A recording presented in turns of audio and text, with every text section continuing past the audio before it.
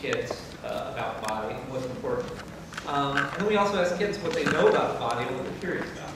And so, and the amazing thing when you ask kids really sort of about the body in a huge range of ages is that they really don't know very much about what's going on inside them. They might know they have a heart and bones, but they don't know kind of how they interconnect or how they work. And so one of the first things we did was build the skeleton. And what does a kid need to know about the skeleton? Like, what's the most important thing? Is that it holds the body. And so when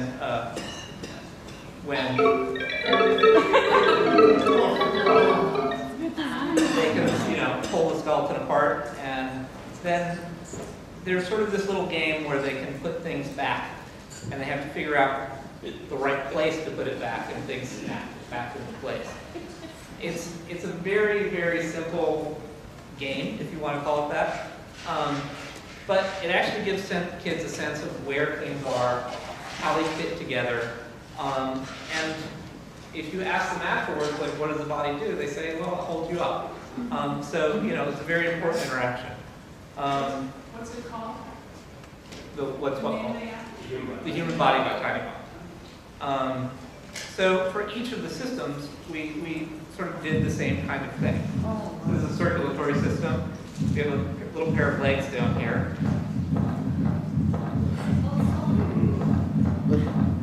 Beats faster if you run with the legs. We also allow you to go sort of a little closer and see the inside of the heart and the outside of the heart and the different chambers. And if you want to see, like, a lot of people don't understand how things move through the heart, so we let you track. So if you press blood vessels, eventually they'll start to go through, and you'll see it go through the various chambers.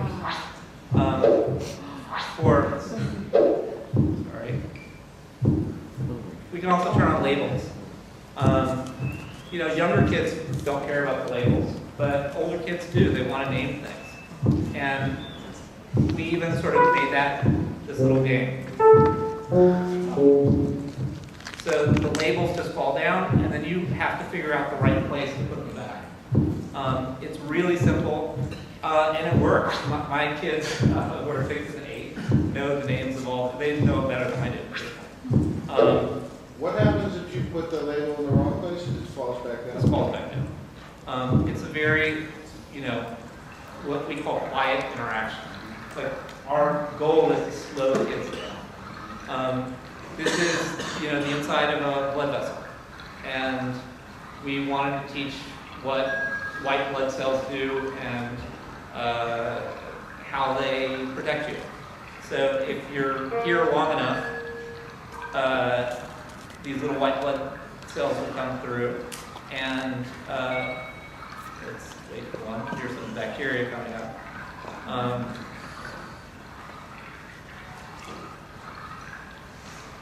And you can direct them around.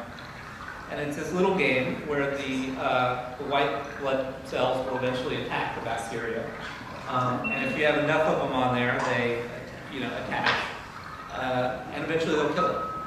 And again, very slow interactions, very simple interactions, but there's a lot to discover and play. And with each of the systems, we have all these kind of little games. So the younger kids, I'm going to shut off the labels. You can also switch languages very easily. And we have 51 languages. So younger kids really like the digestive system. So does Warren. Yeah. And you can I demoed this in Chicago. Quite famous. you give it one ice cream, there's a little smile there, it's happy. If you keep giving it ice cream, do 10 ice creams, it'll start to get sick. And I'm not going to take you through 10 ice creams, but eventually you can make it throw up. Which is something that kids, really love. Again, inside the stomach, you can sort of play with food, as it comes in, and you can create burps. And so, one of the things that's really important, we think, in testing with kids is to have non-repeatable interactions, non-repeatable sounds. So with the burps, for example, we don't just have one burp sound that we use over and over again. We have a bunch of sounds. You can combine bubbles to make really big burps. And then we change the pitch and the intensity of the sound based on how fast you push it through. And so you can make longer burps. And some kids will just sit there and make it burp for quite a while. There's this is we wanted to show tooth decay, and so this is the one part of an app that gets you into mode, something that you can't get out of. So if you don't brush the teeth, you get a cavity, and if you get a cavity, you can't go back. It's our little bit of social engineering. But if you do brush the teeth and keep them clean, then there's no problem. Again, we very much found it important to make our apps pretty deep and have a lot of stuff in there for kids to discover, so they keep coming back to it. So I can't take you through everything in the short time that we have, but I'll show you a few of the things in the nervous system because they're kind of fun. So this is a mosquito. You can actually send off a whole bunch of mosquitoes.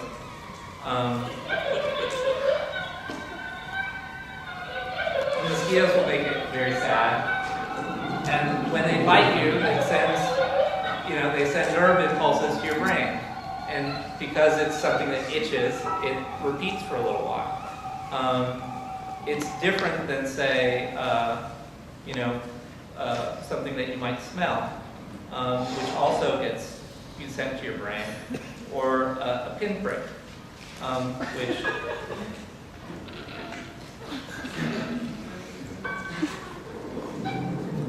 we just added the scream. It's not in this build, but in the next version that goes up, there's a scream that if you prick it too many times, that is like, the kids just, they like the scream.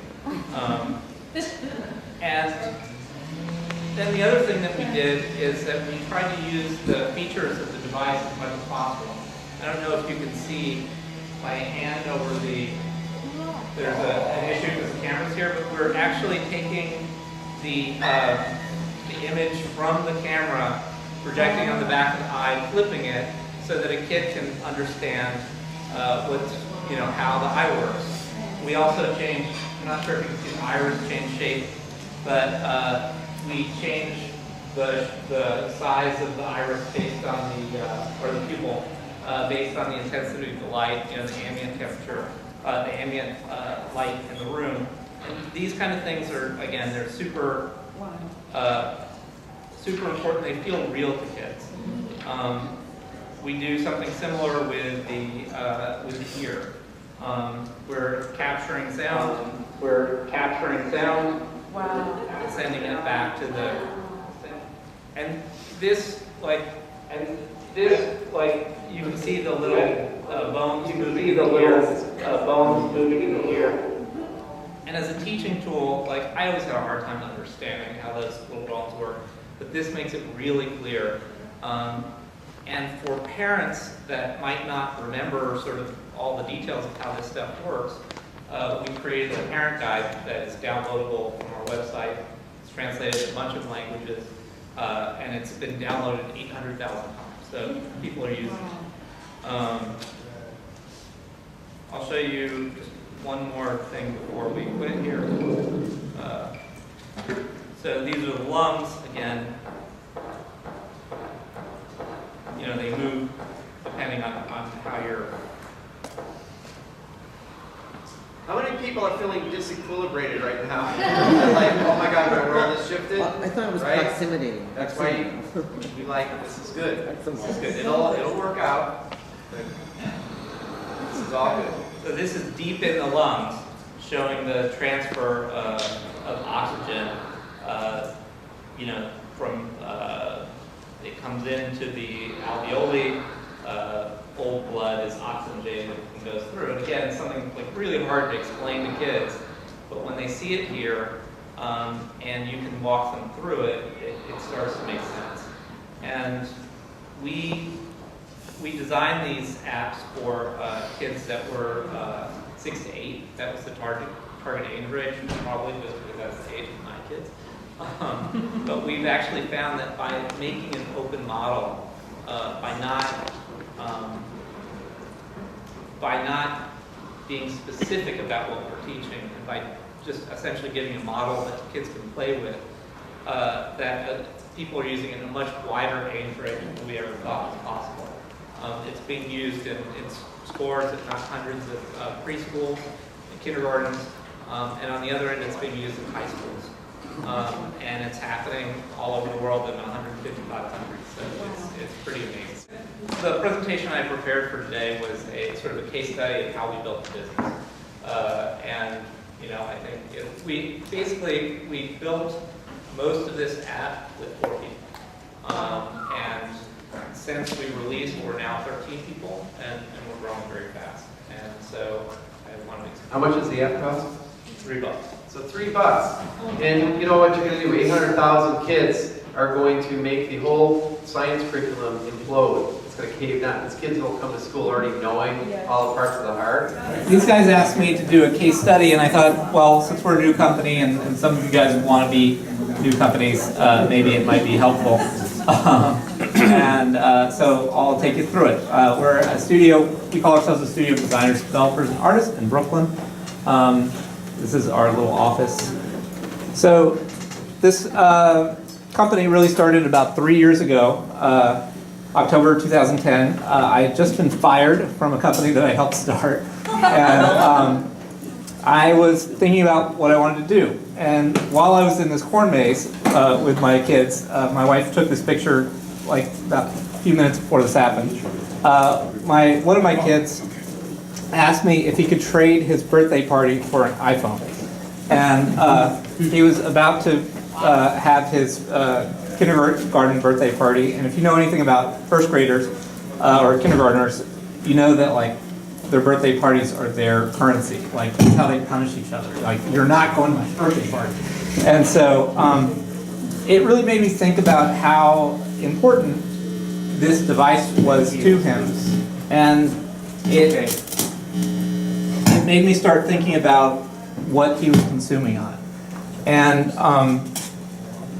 And so he got his birthday party. He did not get an iPhone for his birthday party.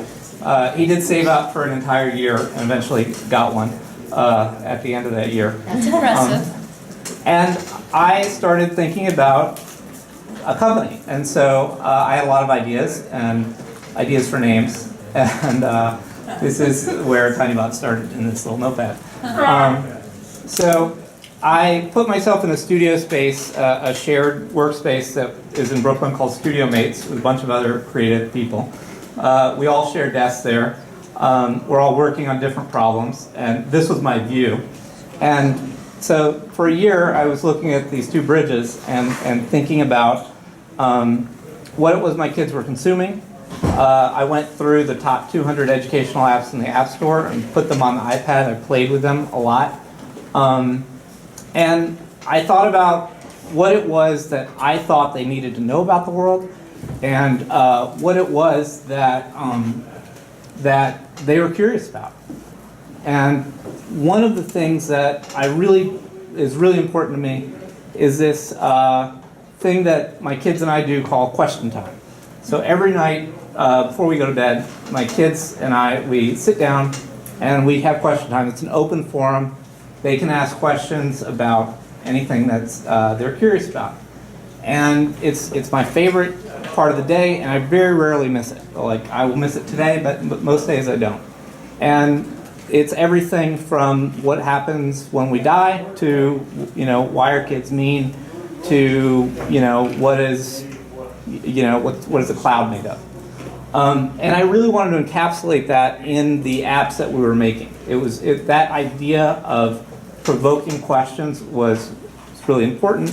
And it was also something I was really interested in because I'm on a curriculum committee at their school, and we look at sort of inquiry-based learning. And it's a theory of learning that seemed to work for my kids, and it seemed interesting. But I also didn't want to build things that were just play. I also wanted to incorporate some real rigor and some real thought into those things. What school? And it's called the Brooklyn School of Inquiry. Okay. It's a public school in New York. And so, in addition to thinking about what my kids liked and what they wanted, I thought about what I loved when I was a kid and what had changed my view of the world. So, like, Myst to me was just the most amazing game, and it still to me is an amazing game. And I wanted to incorporate some of that quietness of Myst in the things that we were making. Cool. I also, when I was a kid, I liked things that were a little bit weird, and my kids like things that are a little bit weird. And if you've ever read The Three Robbers, Yeah. it's odd. It's a little bit sideways. And so we tried to sort of build that stuff in. And then we also thought about sort of the things we wanted to do and didn't want to do. Or I say we, at that point it was just me. So I hate advertising in apps. So I just early on said we'd never have advertising. We would not track children, even to get analytics, which is something investors don't like to hear. We didn't want to have characters. I have no problem with characters in other apps, but it wasn't something that I was interested in doing. And no sort of cross-promotional advertising. We did want depth, we wanted wonder, a sense of humor, we wanted to provoke questions, surprise, and sciencey. It didn't have to be hard science, but I was really interested in science when I was a kid, and I wanted to bring some of that wonder of science into it. And so I built out an entire product line, and one of the first apps that we wanted to make was the human body. And so I thought about the things that made me interested in the human body when I was a kid. So this was, my grandmother had this print in her house, and I loved it. It was like, so just odd. And, I in my local public library, I had books like this Wonder Book. And we had the Charlie Harper biology book at home. And all these were direct influences, and I think if you look at the app, it's very clear like where this stuff comes from. And all these things taught with pictures, and they did a really good job at it. And I didn't want to go much beyond that, except that now we had the opportunity to make all this stuff come alive. And so 2 years ago, what I had was this. So I spent the entire year working on what was a proposal that I was taking around to investors. And it was a hard sell. We were trying to raise $1 million to build the company. And a lot of investors at that time were very averse to investing in companies that were making apps. And it was just me. I did not have a team. I had an idea, but I'd done a bunch of things in my life, and I thought I could pull it off. Eventually, one of the people that we talked to was Mitch Kapoor. And Mitch Kapoor is very interested in education, and he asked us, we're really interested in what you're doing, but what are you doing for kids that don't have access to iPads or iPhones and whose parents will never pay $3 for an app? And we actually had an answer for that. So we sent him back a proposal that said our apps are part of this bigger mission to enlarge the world of children all over the place. We want to make our apps broadly available, and making our apps available to underserved communities is a key priority. And we have a bunch of ideas about how to do that, and we pitched all those to him. We also encourage parents to learn and play alongside their kids. We want our apps to provoke questions and for parents to be engaged with their kids.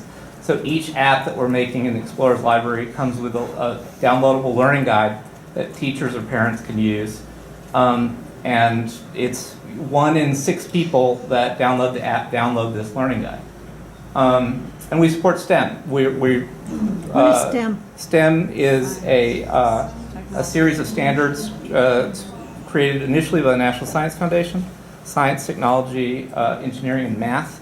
And they're basically a set of goals, like in order to teach a child about the human body, they need to know about these systems. And they vary from state to state, and they're still being formed, but we look at those guidelines carefully. Our apps are not curricular, but they are aligned with curriculum.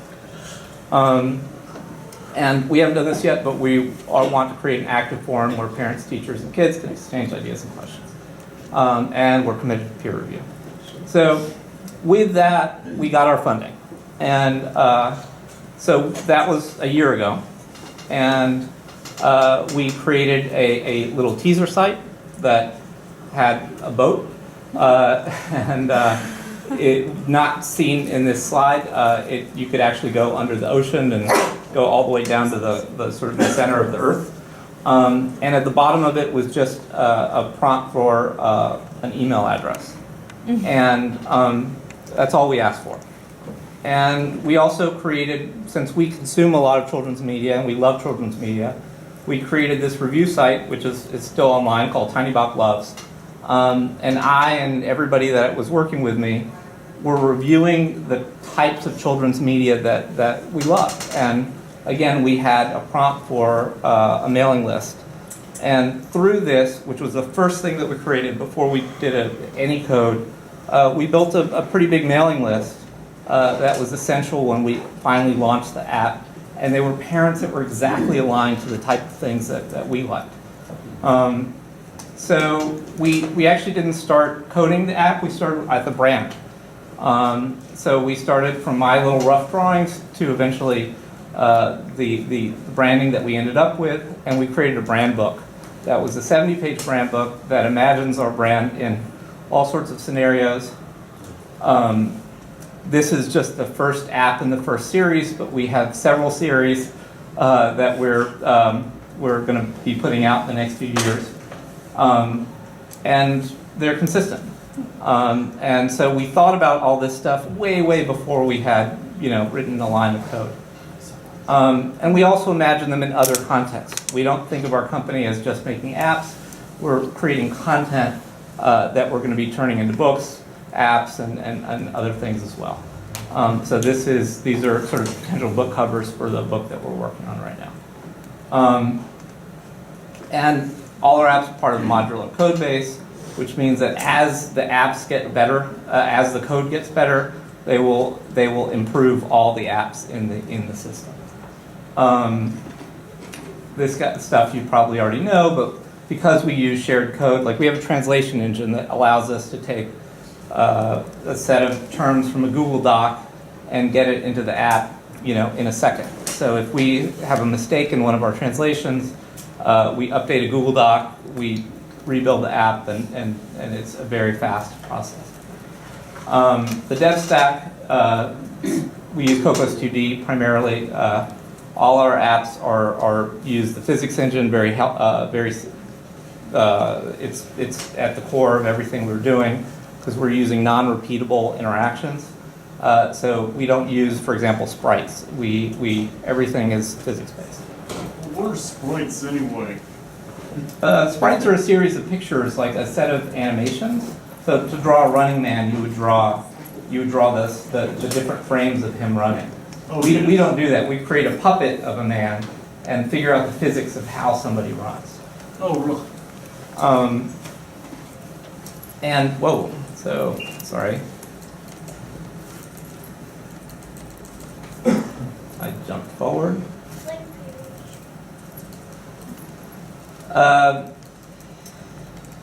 Right. So this was the first app, the human body, which I demoed. I'll run through these quick. I didn't show you the brain, but in the brain, to demonstrate like short-term memory, we pull recent photos, and long-term memory, we pull really old photos.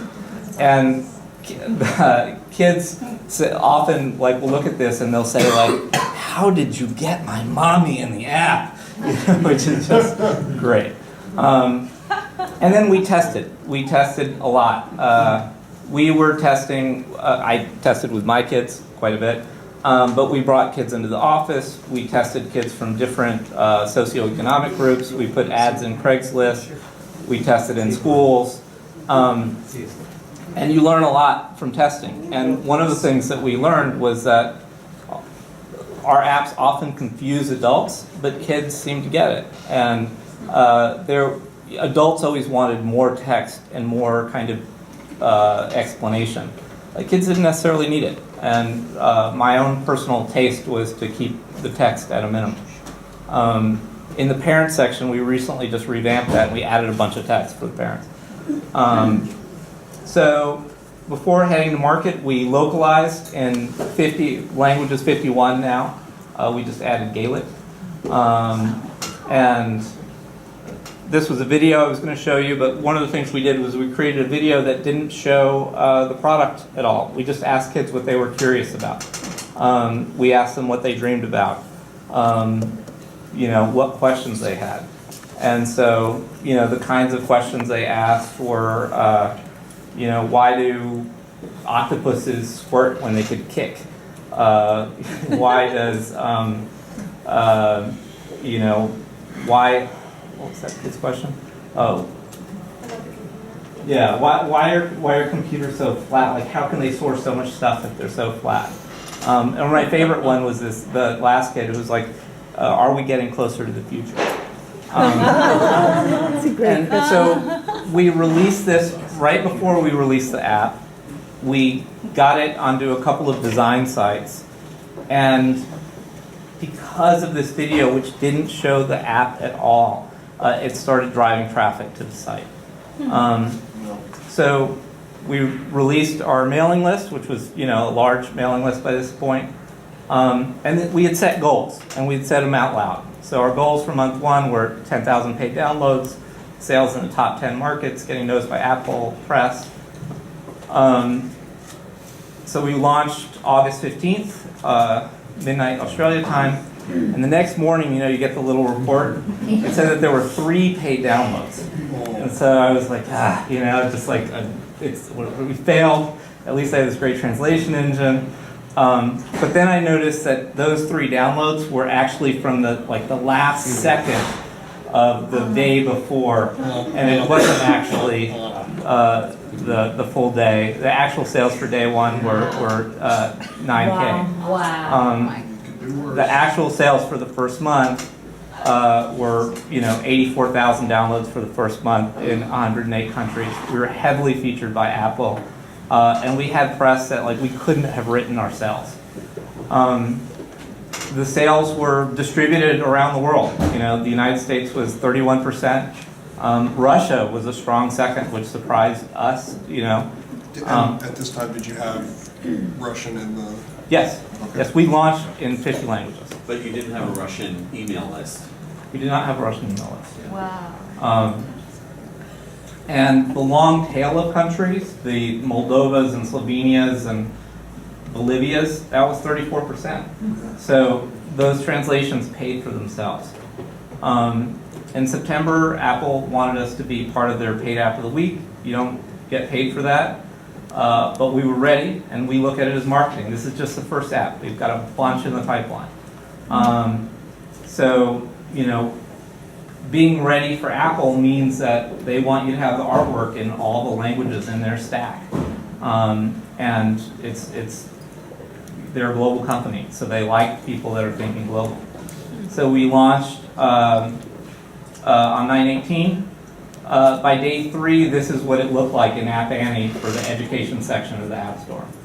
Even more amazing than this is if you look at the entire App Store, we were in the top 5, around the world, beating Facebook and Twitter and all the giant apps. When the promo ended, we had 4.8 million downloads from 152 countries. It was huge. So today, we're a real company now. We're paying our bills. And a journalist the other day asked me, how do you account for your overnight success? And so, I told them, I think I said, hard work. But, what I should have said was I was a kid in East Texas that, love computers, and I traveled around the world, and I got married, and I had kids, and I quit engineering to be an art history major. And then we worked very hard, and I had this amazing team of people that I worked with, and they all had their own stories, which were equally amazing. And together, you know, that's how we did it, and that's how you do overnight success. So this is just the beginning. We have a very long roadmap. We have amazing things coming up. This first app, we made a lot of mistakes, and we see all the flaws. It's going to get better, and the next one's going to be more amazing. And we can't wait to show you more. We're not going to show it to you right now. But it's good stuff. It's really good. And the last thing I want to say is, like, you know, do meaningful work. Make things you love with people you respect, and I'm finally doing something that I'm very proud of. And I work for a lot of people, and I've made a lot of other people money, but this is the first thing that I've done that really is meaningful to me. On behalf of the field, I'm glad you got fired.